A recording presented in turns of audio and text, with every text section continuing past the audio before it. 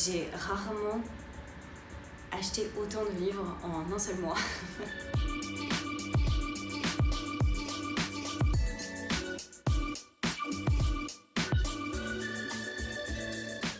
Bonjour à tous et bienvenue dans ce book haul qui sera, j'en suis sûre, interminable.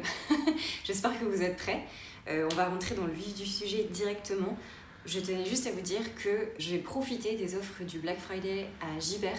Si vous avez un petit budget au niveau des livres et qu'il y a plein de livres qui vous donnent envie, déjà dans un premier temps, moi je vous conseille toujours de vous diriger vers les occasions. Moi personnellement c'est ce que je fais et je pense que ma bibliothèque est, je dirais, à 80% composée de livres d'occasion. Franchement c'est trop des bonnes occasions.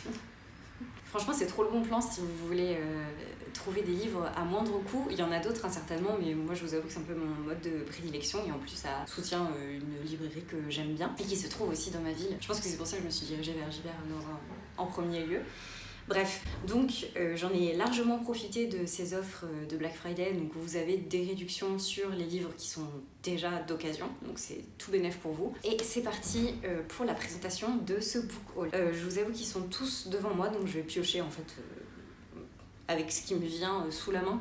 J'ai pas fait de tri ou autre, voilà, vous prendrez ça comme ça. Le premier qui est sur ma pile, c'est Le Maître des Illusions de Donna Tartt. Je l'ai pris puisque j'ai entendu dire que c'était un petit peu le livre qui signait les prémices du genre Dark Academia. On va suivre Richard qui a obtenu une bourse qui va partir de chez lui, donc il vient de Californie, c'est ça, il vient de Californie, il va partir de chez lui pour aller à l'université, il va se retrouver dans la classe du professeur Julian et va s'en suivre des révélations qui peuvent être très sombres. Je pense qu'il doit y avoir des histoires de secrets, de trahison, de manipulation, enfin tout ce qui fait un bon Dark Academia, j'ai envie de vous dire. Donc c'est pas un genre que je lis beaucoup, même pas du tout il me semble.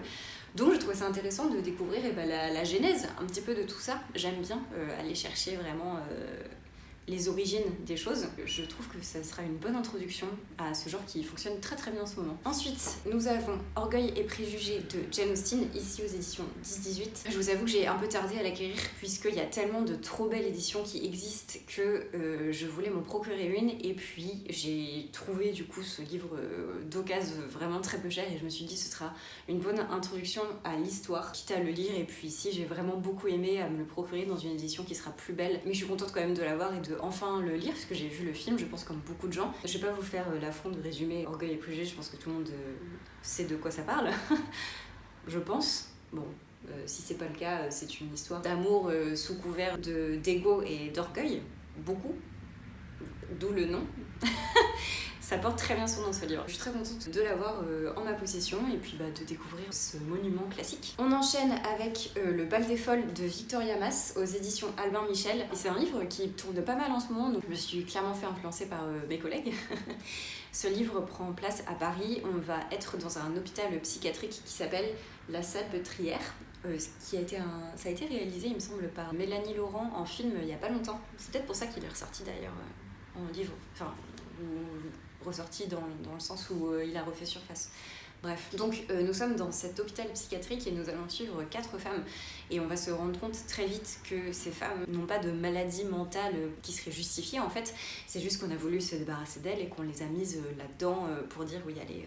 Tous les ans va être organisé le Bal des Folles où les habitantes, entre guillemets, comment on dit, les occupantes, les patientes de la Salpêtrière vont être un petit peu au centre de ce bal. Je trouve ça hyper glauque, mais bon, écoutez, on verra. Ensuite, je suis hyper contente de cette trouvaille. J'ai enfin réussi à choper Les Mondes d'Ewilan de Pierre Bottero aux éditions Rage aux Poches.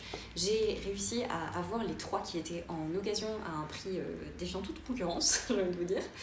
Et je suis trop contente parce que c'est vraiment une histoire de jeunesse. Je pense que je suis passée à côté quand j'étais plus jeune et j'ai vraiment hyper envie de le découvrir parce que tout le monde en parle de façon très positive et je me dis que ça a l'air vraiment de valoir le coup à lire en fait, même si en tant qu'adulte, alors peut-être que je vais être déçue, je ne sais pas, mais j'ai quand même hyper envie de découvrir cette saga jeunesse qui me tente beaucoup et c'est rare. Donc voilà, j'ai acquis les 3. Je me suis dit allez hop. On enchaîne avec le 3e tome de Naruto Hokage. Je vous en ai déjà parlé sur la chaîne, j'avais envie de continuer. Vous avez dit que j'attendais pour avoir un papier de meilleure qualité, il ne me semble pas que ce soit le cas. Je pense que, à mon avis, ils essayent de revendre les anciens avant de mettre les nouveaux en rayon. C'est pas grave, j'avais très envie de continuer, ça me manquait un petit peu, donc quand j'ai été chercher un de mes colis en réception, bah, j'en ai profité pour le prendre en même temps, quoi. J'en ai aussi profité pour prendre 9 Blackwater, le 3e tome. J'ai toujours pas commencé, mais en vrai, je me dis que les 3 premiers tomes d'Envopal, ce sera pas mal. Encore une fois, je vais pas vous refaire un résumé, je vous l'ai déjà fait sur la chaîne, et je pense que c'est un livre qui a tellement tourné que ça a déjà été fait ailleurs, quoi qu'il arrive. Donc voilà, je me suis juste procuré le 3e tome, je trouve que ces livres sont toujours aussi beaux, et je me dis que même si j'aime pas l'histoire, bah c'est pas grave parce que les livres sont si beaux que je serais quand même visuellement trop contente de les avoir dans ma bibliothèque. C'est très matérialiste, mais pour les livres, clairement, bah j'ai un gros souci avec ça. Écoutez, chacun ses failles. Un autre livre que j'ai trouvé en occasion, et là je vous avoue que même si j'ai pas commencé le premier, qui est une sacrée pavasse, et j'ai quand même voulu prendre le second puisque j'ai pas l'impression qu'il soit hyper facile à trouver, c'est le 2e tome, donc de la première époque de l'Assassin Royal en intégrale, avec ces éditions trop belles où je trouve que la couverture est vraiment trop belle. Je l'ai pris parce que ça faisait plusieurs fois que je checkais sur Gibert et qu'il n'était ni en neuf ni en occasion. Donc quand il a été en occasion, vous pouvez mettre des alertes sur Gibert quand il y a des livres qui vous intéressent. Il vous envoie un mail pour vous dire que c'est de retour en stock. Que ce soit en occasion ou en neuf, vous pouvez choisir l'alerte que vous préférez. Moi, quand j'ai vu que l'alerte était en occasion, je me suis dit que c'était le moment et que même si j'avais pas lu le 1, écoutez, je prends le 2 et puis voilà. En occasion, ça vaut le coup. J'essaie de me trouver des excuses, d'accord? On enchaîne avec Comme un roman de Daniel Pénac. Daniel Pénac, c'est un auteur que j'ai peu découvert et je vous avoue que sa plume m'a laissé un petit peu dubitative, je pense que c'est le mot. Donc je vais me tenter avec celui-ci qui a l'air un peu moins poussé que j'avais lu quoi, j'avais lu Au Bonheur des Ogres, il me semble. J'étais peut-être un peu jeune aussi, hein. Il me semble que je l'avais lu quand même relativement jeune. Donc je sais pas si c'est ça, ça m'a un peu refroidi. Et du coup, je me suis pas replongée dans les œuvres de cet auteur depuis. Donc je me suis dit que comme un roman, ça pouvait être sympa. C'est un livre qui est hyper court, je sais pas combien de pages il fait, ouais voilà, 170 et quelques, avec vraiment c'est des fallaces écritures. Genre je pense qu'en une journée c'est bâclé. Et c'est l'histoire du coup de la vie en fait autour d'un livre. Le résumé, il y a des sortes de... Comment on appelle ça ?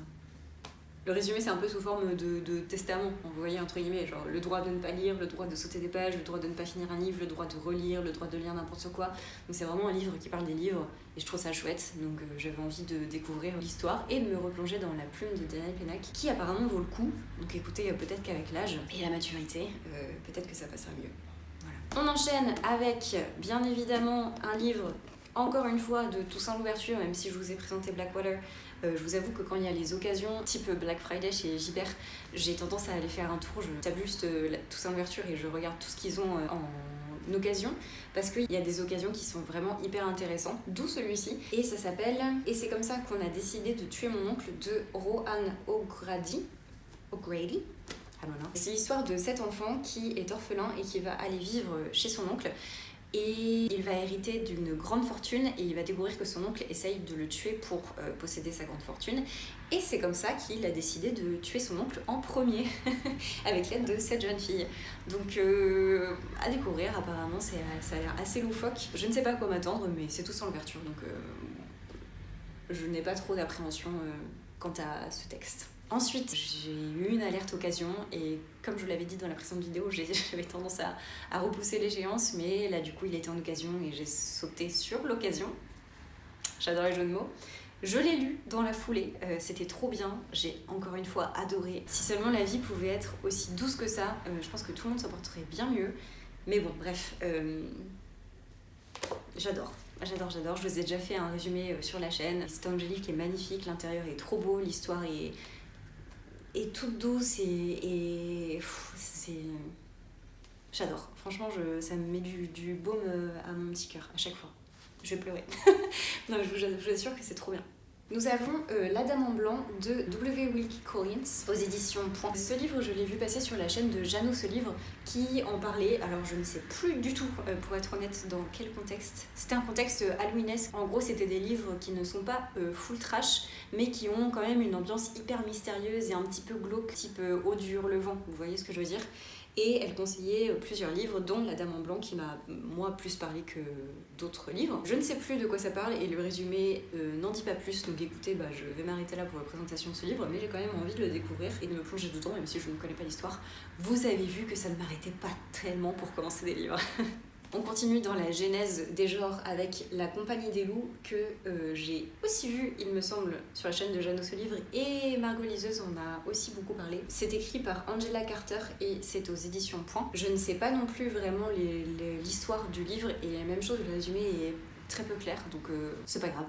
Je l'ai quand même pris, il me tentait. Je sais que si j'ai mis dans ma liste de livres que je voulais acquérir, c'est que la personne qui en a parlé m'a donné envie, donc écoutez, le voici. On continue avec Roux de Kim Thuy aux éditions Piccolo. Ici, c'est l'histoire d'une Vietnamienne qui va parcourir le monde. Je pense qu'il va fuir quelque chose, qui va fuir le communisme et qui va aller de pays en pays et de tumulte en tumulte et de péripétie en péripétie, avec toute la douceur de l'écriture asiatique, je pense. Donc ça va être, à mon avis, très contemplatif et très doux dans la façon d'écrire. Donc voilà, je l'avais vu sur la chaîne de Justine, il me semble. Ça m'avait beaucoup tenté à l'époque, et là, l'occasion se présentait.